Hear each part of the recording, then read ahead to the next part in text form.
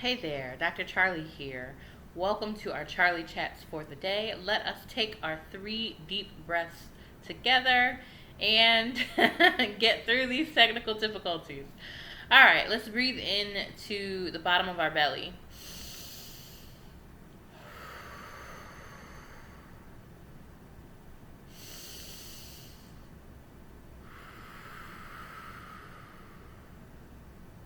One more.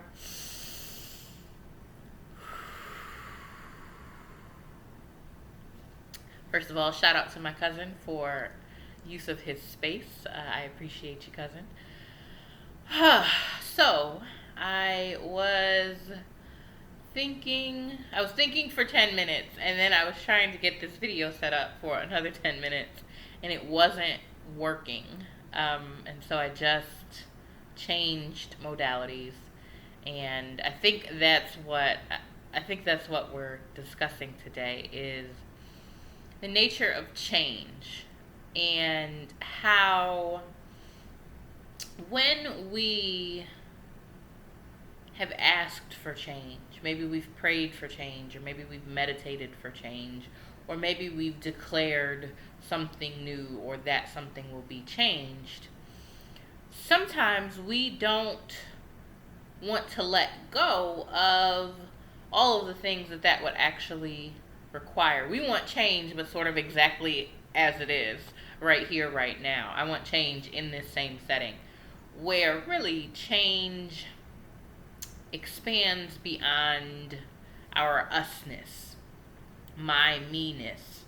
Change is bigger than me. Change is bigger than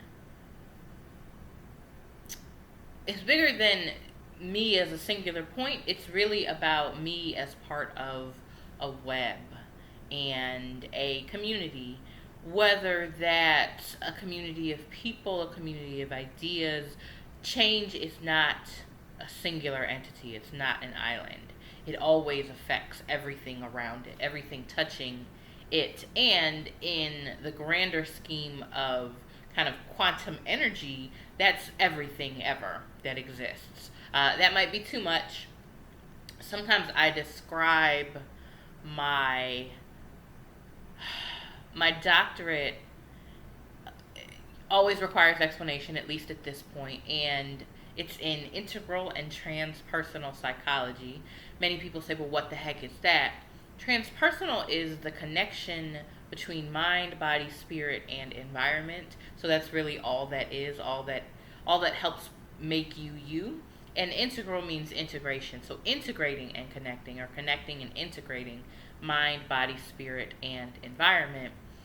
So if you think about change in the context of that, if that's the whole spider's web and change is the spider somewhere along that web, what the spider does will change the web, what the web does will change the spider. And change is that way too.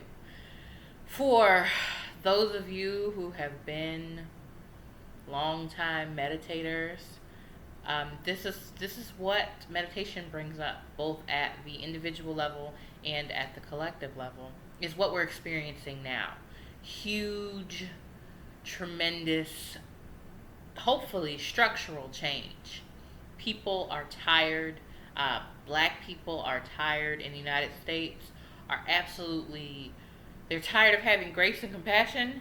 They're tired of the way things have been so continuously and structurally stacked against us.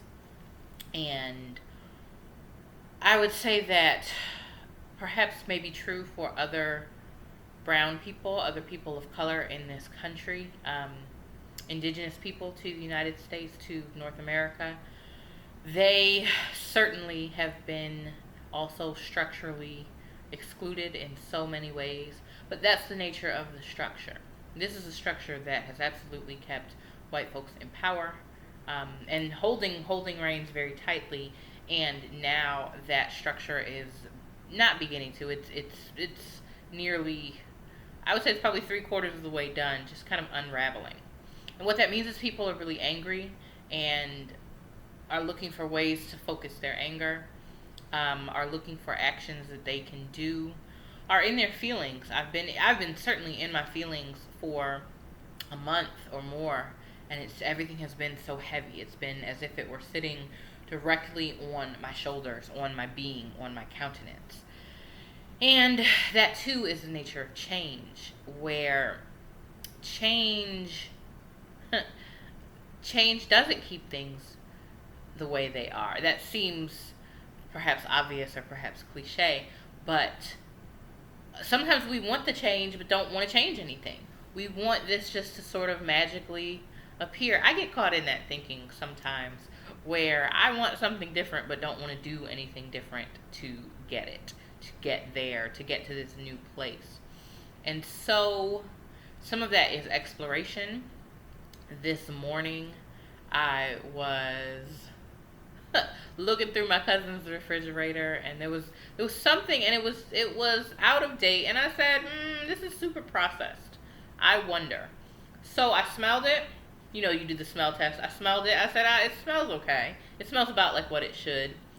I made it and took one bite. No, the taste was way off. I said, how about I'm not. I don't need to poison myself this morning. But it was kind of a curiosity. I didn't think it would kill me. I thought it might make me uncomfortable, might give me a stomachache had I finished it, but really just paying attention. Change is also about paying attention when the new something comes in, paying attention when the old thing no longer has a hold. And that was a short example, and just really kind of out of curiosity. No strong feelings about it one way or the other. And I decided to try it, and then the first step worked and the second step didn't. So really paying attention to what steps are working, what steps aren't working, and what that can look like. Understand that the change that we're going through in the United States, we're not going to get through in one step. We might not even get it right in one step. It's about taking enough steps that are different than what was in order to start to piece them together into something that systematically and holistically works better. I spell holistic with a W in front, WHOLISTIC, because I think that holistic with a W implies wholeness with a W as opposed to wholes with an H. Something completing rather than something missing. So you'll always see, in anything that I've written, you'll always see that it is holistic. Probably W's in parentheses only because it's not an standardized English convention, and so I put it in parentheses to let you know that I know I'm spelling this differently than conventional English may have it spelled. But again, that's doing something different. Another thing that may be obvious and or cliched is that you're not going to get something different unless you do something different. You repeating the same thing over and over again, I repeating the same thing over and over again, is not going to change what it has gotten me. So the steps that you've taken have gotten you this far. In order for you to get to a different place, you are going to have to take different steps. I have been taking different steps for a long time among my peer professional circle. I'm known to be a little bit bold and brave. People call me brave because when something isn't working, I'll just get up and move and find something else that may work better in the moment.